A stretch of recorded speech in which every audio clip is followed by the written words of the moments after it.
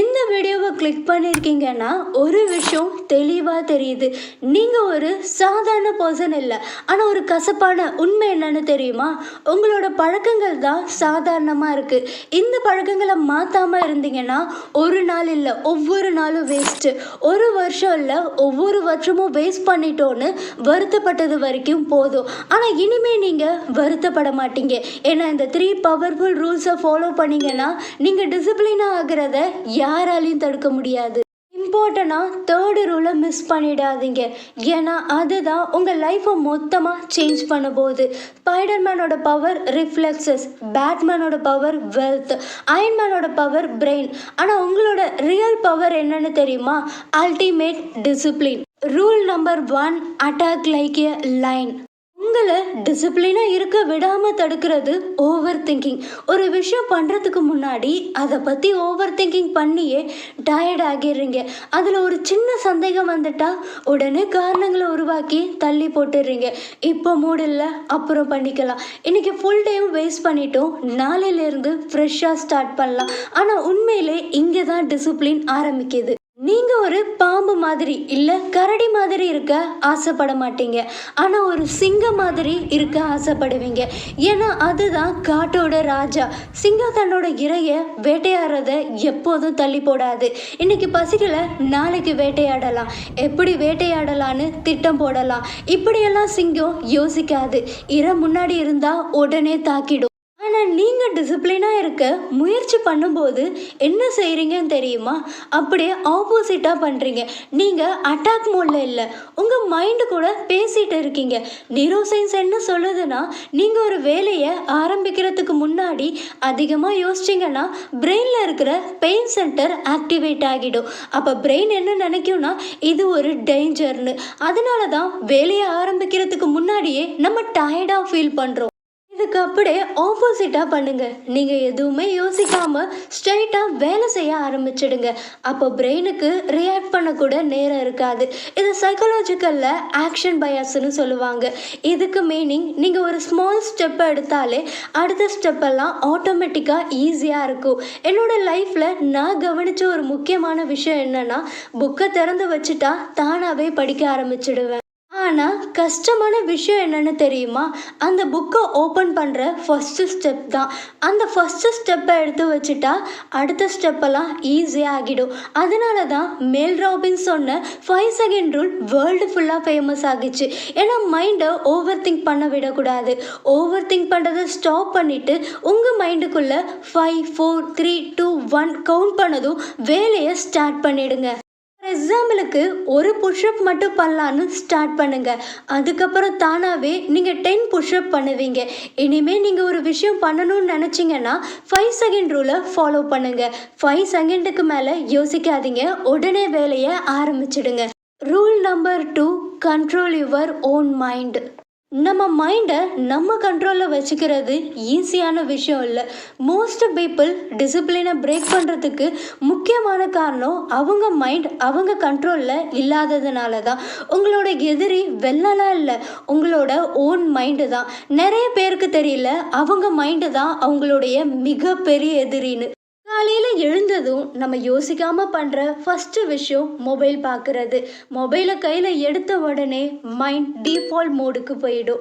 மொபைலை பார்த்துக்கிட்டே 1 ஹவர் ஆனதே தெரியாது. இங்கேயே நீங்கள் ஃபெயில் ஆகிடுறீங்க. ஏன்னா நீங்கள் உங்கள் மைண்டை கண்ட்ரோல் பண்ணுறதுக்குள்ளே உங்கள் மைண்டு ஏற்கனவே உங்களை கண்ட்ரோல் பண்ணிடுச்சு. மார்னிங் ஏஞ்சதும் உங்கள் மைண்டை கட்டுப்படுத்த முடியலன்னா அந்த நாள் ஃபுல்லாக அதை கட்டுப்படுத்த முடியாது. அதனால தான் control your mind. Neuro scientist கூட இதை தான் சொல்கிறாங்க. காலையில் எழுந்த உடனே பிரெயினில் அதிகமாக ஆக்டிவ் ஆகிற பார்ட் எது தெரியுமா? Comfort and survival mode. இந்த பார்ட் உங்களை ப்ரொடக்டிவாக வச்சுக்க டிசைன் பண்ணலை, உங்களை பாதுகாப்பாக சோம்பேறியாக ரிலாக்ஸாக வச்சுக்க டிசைன் ஆகியிருக்கு. அதனால தான் காலையில் எழுந்ததும் உங்கள் மைண்டு கேட்கும் இன்றைக்கி என்ன பண்ணலான்னு ஈஸியான ஆப்ஷன்ஸாக கொடுக்கும். ஃபார் எக்ஸாம்பிள் நம்மளுக்கு இன்னும் கொஞ்ச நேரம் தூங்கலாம், மொபைல் பார்க்கலான்னு ஈஸியான ஆப்ஷன்ஸாக கொடுக்கும். உங்கள் மூடை பொறுத்து முடிவெடுக்கிறது தான் டிசிப்ளினோட மிகப்பெரிய எதிரி. டிசிப்ளின்னா உங்கள் மைண்டு கிட்ட இதை பண்ணலாமான்னு பெர்மிஷன் கேட்கறது இல்லை. டிசிப்ளின்னா உங்கள் மைண்டு கிட்ட இதை பண்ணுன்னு ஆர்டர் போடுறது. ஆர்மியில் சோல்ஜர்ஸ் கிட்ட உங்கள் மூடு எப்படி இருக்குன்னு கேட்க மாட்டாங்க, ஆர்டர் கொடுப்பாங்க, அவங்க ஆக்ஷன் எடுப்பாங்க. சொல்யூஷன் விஷுவல் கண்ட்ரோலை கிரியேட் பண்ணுங்க. ஏன்னா நீங்கள் என்ன பார்க்குறீங்களோ உங்கள் மைண்ட் அதை தான் பண்ணும்.